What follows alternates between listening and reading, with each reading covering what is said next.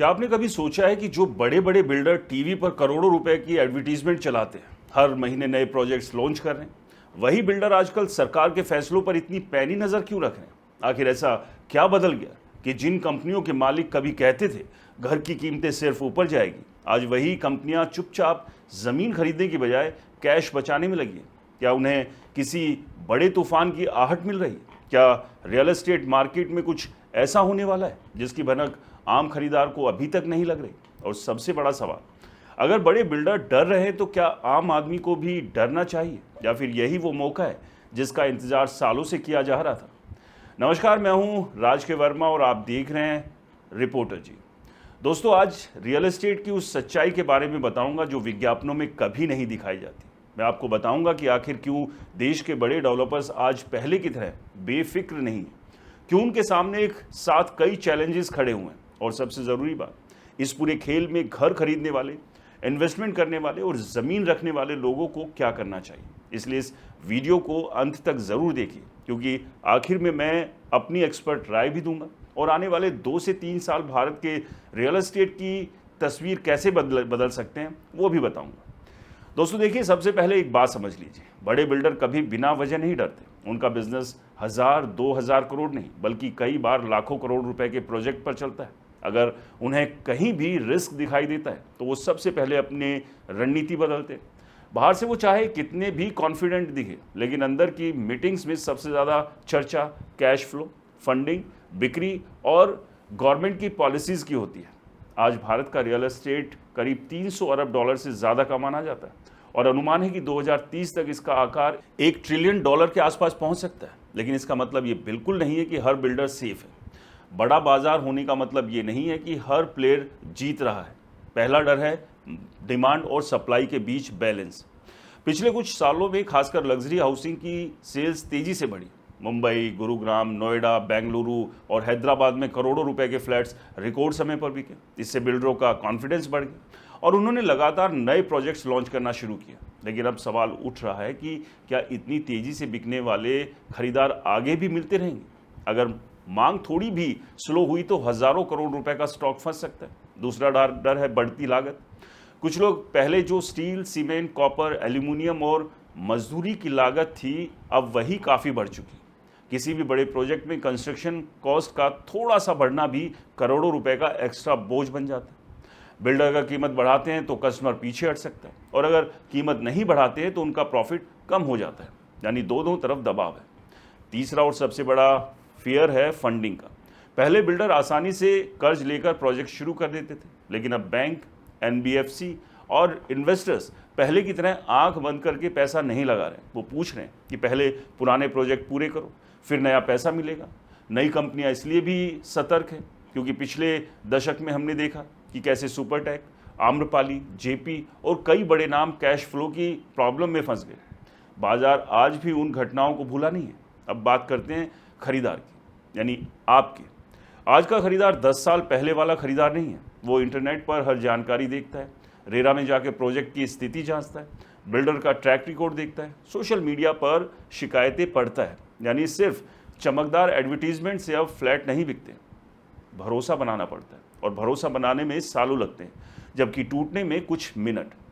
इसके अलावा सरकार भी लगातार पॉलिसीज़ को सख्त कर रही है। रेरा लागू होने के बाद बिल्डरों की जवाबदेही बढ़ी। GST, environment permission, fire safety, नक्शा मंजूरी, समय पर कंस्ट्रक्शन, खरीदारों को जानकारी देना, हर लेवल पर निगरानी बढ़ी है। पहले जैसी मनमानी अब आसान नहीं रही। ईमानदार डेवलपर्स के लिए ये अच्छी बात है, लेकिन जिनकी कार्यप्रणाली में ट्रांसपेरेंसी नहीं है उनके लिए दबाव है।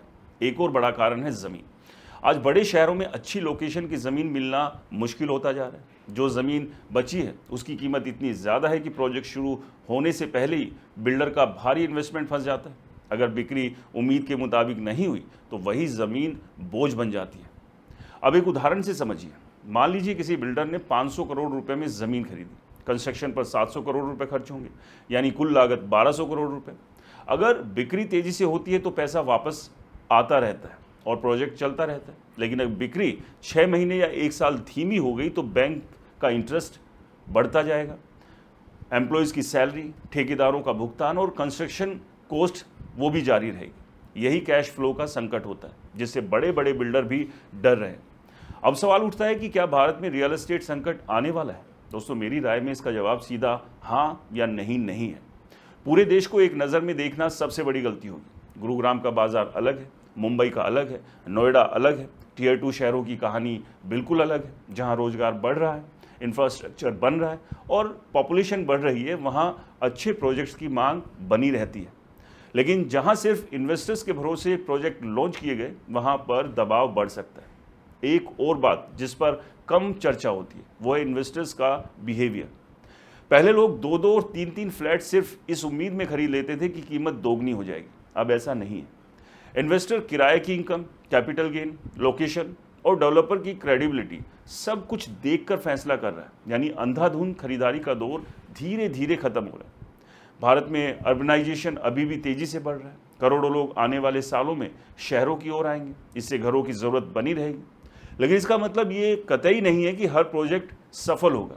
अब जीत उसी की होगी जो सही लोकेशन, सही कीमत, समय पर डिलीवरी और ट्रांसपेरेंसी देगा।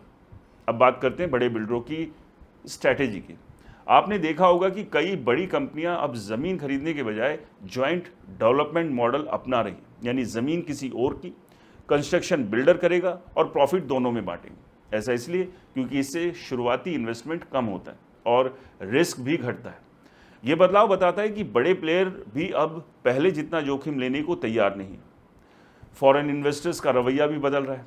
वो अब सिर्फ बड़े नाम देखकर पैसा नहीं लगा रहे, बल्कि प्रोजेक्ट की व्यवहारिकता, सेल की गति, कानूनी स्थिति और कैश फ्लो को बहुत ध्यान से देखते हैं। इसका सीधा असर बिल्डर्स की फंडिंग पर पड़ता है। दोस्तों, अब सबसे इंपॉर्टेंट सवाल, आम आदमी क्या करे? अगर आप सिर्फ इस उम्मीद में घर खरीद रहे हैं कि अगले 2 साल में कीमतें दोगुनी हो जाएंगी, तो दोबारा सोचिए। लेकिन अगर आप रहने के लिए घर खरीद रहे हैं, आपकी इनकम स्टेबल है, लोन की EMI आपकी क्षमता के अंदर है और प्रोजेक्ट क्रेडिबल डेवलपर का है, तो डरने की जरूरत नहीं है। दूसरी तरफ, अगर कोई बिल्डर आपको असामान्य रिटर्न, गारंटीड प्रॉफिट या अवास्तविक वादे कर रहा है, तो सबसे ज़्यादा सतर्क हो जाइए। दोस्तों, मेरी बतौर रियल एस्टेट एक्सपर्ट राय साफ है। बड़े बिल्डर बाजार से नहीं डर रहे, बल्कि बदलते बाजार से डर रहे हैं। पहले खेल सिर्फ ज़मीन खरीदने और ऊंची कीमत पर बेचने का था। अब खेल भरोसे, ट्रांसपेरेंसी, समय पर डिलीवरी, मजबूत बैलेंस शीट और सही फाइनेंशियल मैनेजमेंट का है। दोस्तों, आने वाले सालों में कमज़ोर कंपनियां और कमज़ोर होंगी, जबकि मजबूत कंपनियां और मजबूत बनेगी। यही कारण है कि आज बड़े बिल्डर हर सरकारी पॉलिसी, हर ब्याज दर, हर आर्थिक संकेत और हर खरीदार के बिहेवियर पर नज़र रख रहे हैं। इसलिए अगर आपको लगता है कि रियल एस्टेट में सिर्फ कीमतें बढ़ती हैं, तो ये अधूरी कहानी। असली कहानी ये है कि आज का बाजार पहले से कहीं ज़्यादा समझदार हो चुका है और इस नए दौर में वही बिल्डर टिकेगा जो सिर्फ ऊंची इमारतें नहीं, बल्कि भरोसा भी खड़ा करेगा। इसलिए अगली बार जब किसी चमकदार एडवर्टीजमेंट में आपको कहा जाए कि आज नहीं खरीदा तो मौका हाथ से निकल जाएगा, तो एक पल के लिए रुकिए, आंकड़े देखिए, प्रोजेक्ट की जांच कीजिए और फिर फैसला लीजिए। क्योंकि रियल एस्टेट में सबसे महंगा सौदा वो नहीं होता जो महंगे दाम पर खरीदा जाए, बल्कि वो होता है जो बिना पूरी जानकारी के खरीदा जाए। तो इसलिए दोस्तों, रियल एस्टेट मार्केट में आप चाहे लाखों रुपए लगा रहे हो या करोड़ों रुपए लगा रहे हो, बहुत ध्यान से लगाइए। क्योंकि सामने से जो चीज़ चमकदार दिखती है, आसान दिखती है, लुभावनी दिखती है, वो आखिरकार जाकर आपके लिए एक बड़ा रिस्क भी बन जाती है। और आपने देखे होंगे देश में हज़ारों लाखों लोग ऐसे हैं जो कि बिल्डरों के फ्रॉड वादों के चक्कर में फंसे और आज भी अपनी मेहनत की कमाई वापस पाने के लिए कोर्ट कचहरी के दर दर की ठोकर खा रहे हैं। तो इसलिए उस फहरिस्त में आपका नाम शामिल ना हो, इसलिए सतर्क रहिए। और मैं यही बात हमेशा तमाम व्यूवर से भी कहता हूँ। दोस्तों, अगर ये वीडियो आपको काम का लगा हो तो इसे लाइक करें, ज़्यादा से ज़्यादा लोगों को शेयर करें, ताकि वो भी जागरूक हो सके और अपनी मेहनत की कमाई किसी फ्रॉड बिल्डर के पास ना फंसाए। और ऐसा नहीं है कि इंडस्ट्री में यानी मार्केट में तमाम बिल्डर ही फ्रॉड है, अच्छे बिल्डर्स भी मौजूद हैं। तो इसलिए क्रेडिबिलिटी को जांचिए, बैलेंस शीट को समझिए और उसके बाद ही आगे बढ़िए। और दोस्तों, आपका अनुभव रियल एस्टेट को लेकर क्या रहा है वो ज़रूर कमेंट बॉक्स में लिखिए। कोई जानकारी आप चाहते हैं तो वो भी पूछ सकते हैं, मैं कोशिश करूंगा उसका जवाब देने की। और आपके अपने चैनल को सब्सक्राइब और फॉलो करना बिल्कुल मत भूलिए। मिलते हैं रियल एस्टेट से जुड़े एक और वीडियो में, तब तक के लिए इजाज़त। नमस्कार, जय हिंद, सुरक्षित रहें, खुश रहें।